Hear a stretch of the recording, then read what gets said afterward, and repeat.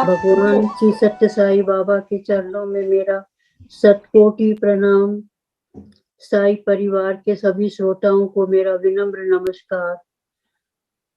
ये तो सबको मालूम ही है कि दिव्य व्यक्तियों के साथ संपर्क और उनके दर्शन मात्र से ही साधारण मनुष्यों के जीवन में कितना बदलाव आ जाता है और उनके जीवन की दिशा ही बदल जाती है। यही मेरे साथ भी हुआ। जब मैं साईं बाबा के संपर्क में आई तो कुछ ऐसा ही हुआ। एक डॉक्टर होने के नाते मेरे जीवन का अभिन्न अंग था कि मैं लोगों की सेवा करती रहूं, किंतु साईं बाबा के प्रभाव के कारण जो बदलाव हुआ वो अनोखा ही था। बजाय मैं मरीजों के आने का इंतजार करती, जब मैं खुद मरीजों के पास जाने लगी और ऐसे लोगों में मेरे प्रति सदा का अवधारणा भी मुझे नई ऊर्जा पैदा करती है। यह संपर्क मेरे लिए एक बहुत बड़ी अनुभूति थी। कुरुक्षेत्र विश्वविद्यालय में मैं 32 साल तक डॉक्टर के पद पर रही और उस दौरान श्री सत्य साई बाबा का हमारे यूनिवर्सिटी कैंपस में 2 बार आगमन हुआ, लेकिन अभाग्यवश मैं उनके दर्शन नहीं कर पाई क्योंकि मैं उस समय कुरुक्षेत्र से बाहर थी। लेकिन वहाँ के रहने वाले और सेवा करने वाले बहुत सारे साई समिति के लोगों ने तब तक तरह तरह के सेवा कार्य और भजन आदि आरंभ कर दिया था। लेकिन अचानक ही मेरा किस तरह मुड़ाव हुआ, ये भी एक बड़ी विचित्र कथा है। एक दिन मैं हमारे कैंपस में रहने वाली एक महिला श्रीमती नारंग के घर गई और मुझे देखकर बड़ा आश्चर्य हुआ कि उनके छोटे से 3 कमरे के फ्लैट में उन्होंने सबसे बड़ा कमरा जो ड्राइंग रूम था उसको पूरे को बाबा का मंदिर बनाया हुआ था और उसमें बाबा की चेयर के अलावा कोई और फर्नीचर नहीं था। मुझे बहुत ही खुशी हुई देख करके और हम बड़ी देर तक बाबा के बारे में बातें करते रहे। जब मैंने शिरडी साई बाबा और सत्य साई बाबा की फोटो की तरफ देखा तो मैंने एक बड़ा ही आकर्षण महसूस किया और मुझे बड़ी खुशी हुई वहाँ के भजन सुनने के बाद। उसके बाद ही मैं इस समिति के साथ जुड़ गई। 1990 और 1993 के बीच में हमें 3 बार पुट्टपर्ती जाने का सौभाग्य प्राप्त हुआ। पहली बार 1990 में हमने विचार किया कि हम पुट्टपर्ती जाएंगे, तो हमारे कुछ साई समिति के भक्तों ने ही ये हमें बताया कि अगर आप वहाँ पर Sai institute of higher learning के रजिस्ट्रार को पत्र लिख दें तो वो हमें रहने का इंतजाम हमारा ठीक हो जाएगा। हमने ऐसा ही किया और हमको वहाँ जब हम पहुंचे तो हमको वहाँ पर रहने के लिए आवास के लिए हमें कोई भी परेशानी नहीं हुई और 4 दिन हमने बड़े आराम से बिताया। वहाँ के शांत वातावरण, वहाँ की दिनचर्या, बाबा के सौम्य स्वरूप का प्रतिदिन दर्शन और उनके उपस्थिति में गाए हुए भजनों का आनंद ही कुछ और था। वहाँ हमें इतना आनंद आया कि वहाँ से जाने का मन ही नहीं करता था। लेकिन हर एक अच्छा समय हमेशा तो रहता नहीं है, इसलिए हमको लौटने का विचार करना ही पड़ा। लेकिन लौटने के पहले हम रजिस्ट्रार साहब को धन्यवाद देने के लिए उनके ऑफिस में गए। वहाँ हम बड़ी देर तक उनसे वार्तालाप करते रहे और उन्होंने बाबा के बारे में अनेक तरह की बातें बताई। उनका कार्यालय दिखाया, उनके द्वारा इकट्ठी करी हुई बहुत सारी चीजें दिखाई जिनसे हम बड़े खुश हुए। इसी बीच में मैं और मेरे पति डॉक्टर राजेंद्र मालेवार भी वहां पर थे। तो उन्होंने रजिस्ट्रार ने ये कहा कि अगर मेरे पति चाहें तो वो यूनिवर्सिटी में प्रोफेसर की जगह खाली है, वो वहाँ पर आकर के बच्चों को पढ़ा सकते हैं। लेकिन क्योंकि मेरे पति 1990 में रिटायर होने वाले थे, इसलिए वो आगे कोई इस तरह का बंधन नहीं चाहते थे। उन्होंने रजिस्ट्रार को धन्यवाद दिया और कहा कि अगर बाबा चाहें तो वो समय-समय पर आकर बच्चों को पढ़ा सकते हैं और उनकी शिक्षा में योगदान दे सकते हैं। बस फिर क्या था, हमारा पुट्टपर्ती जाने का रास्ता और भी खुल गया। 1992 और 1993 में 2 बार पुट्टपर्ती से वहाँ से कॉलेज की तरफ से मेरे पति के पास निमंत्रण आया पढ़ाने के लिए और 15-15 दिन दोनों बार हम वहाँ रह पाए। वहाँ जब मेरे पति पढ़ाते थे, तब मैं अपने साथ अपने बाबा के दर्शन, उनके भजन और अनेक तरह की सेवा कार्य में उनका प्रवचन सुनने में अपना समय व्यतीत करने लगी। इससे मेरे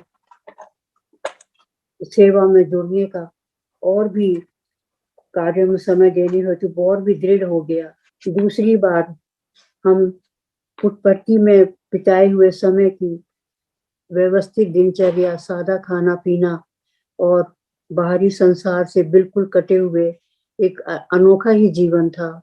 वहाँ ना कोई अखबार, ना कोई फ़ोन, ना कोई और सुविधा, बस हम उसी में मस्त रहते थे और ये दिन हमने किस तरह निकाले, ये इसको मैं इसको मैं विवरण नहीं कर सकती हूँ।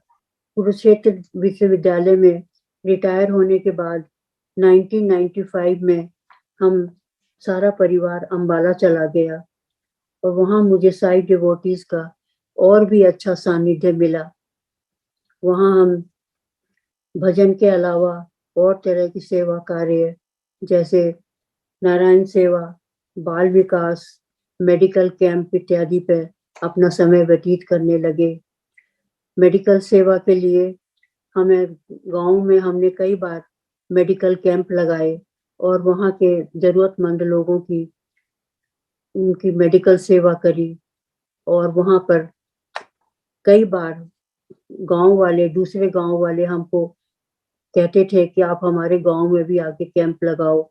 जहाँ हमने जब भी सुविधा मिली, हम वहाँ जाके हमने मेडिकल कैंप लगाया और इन्हीं दिनों में 2002 में मुझे एक बार फिर पुट्टपर्ती जाने का अवसर प्राप्त हुआ क्योंकि अम्बाला साई समिति की तरफ से बाबा के सम्मुख एक नाटक प्रस्तुत करने का विचार बना था, इसलिए वो मुझे भी अपने साथ ले गए ताकि मैं पार्टिसिपेंट्स का मेडिकल ख्याल रख सकूं। मुझे बड़ा आनंद आया। बाबा ने उस नाटक को बहुत सराहा और सारे पार्टिसिपेंट्स को अनेक तरह के उपहार इत्यादि भी दिए। इसी अंतराल में 3 बार बाबा मेरे दर्शन में आए, मेरे स्वप्न में दर्शन में आए।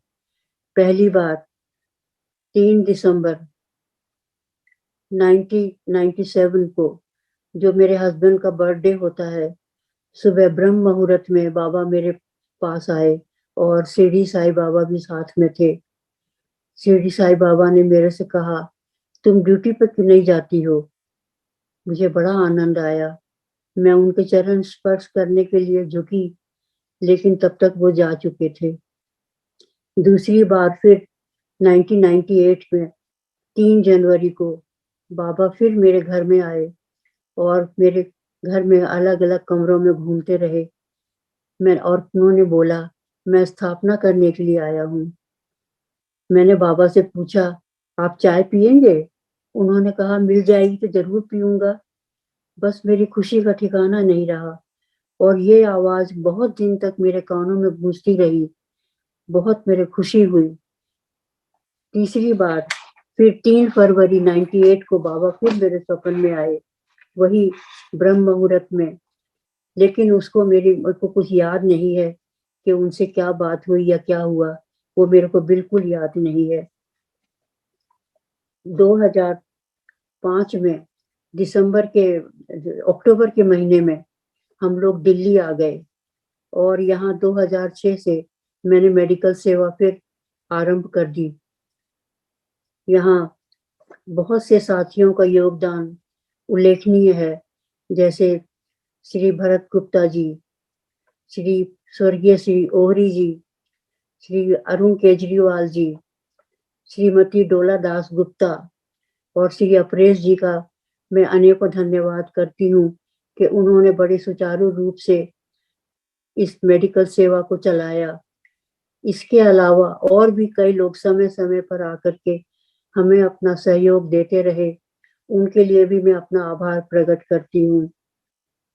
हम लोग सप्ताह में 2 बार मेडिकल सेवा करते थे और उनको फ्री मेडिसिन भी देते थे। कई बार तो इन लोग इतने मरीज हो जाते थे कि 100 से ऊपर भी संख्या बढ़ जाती थी, लेकिन और वहाँ के ज्यादातर लोग, एक राजापुरी है यहाँ पर जगह, उसके आसपास के लोग झुग्गी झोपड़ियों के, इसके अलावा और भी सभी तरह के मरीज हमारे पास आते रहे और हम उनकी सेवा करते रहे। लेकिन अभाग्यवश कोरोना के पेंडेमिक की वजह से 2020 के मार्च के महीने के बाद हमको ये कार्यक्रम स्थगित कर देना पड़ा और उसके बाद हम अभी तक वो फिर दोबारा आरंभ नहीं कर पाए हैं। इसी मेडिकल सेवा के समय श्रीमती डोला दास गुप्ता और मुझे अपने आसपास एक अलौकिक सुगंध का आभास हुआ।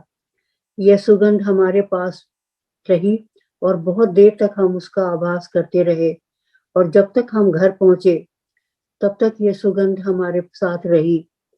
इसे मैंने बाबा का आशीर्वाद ही समझा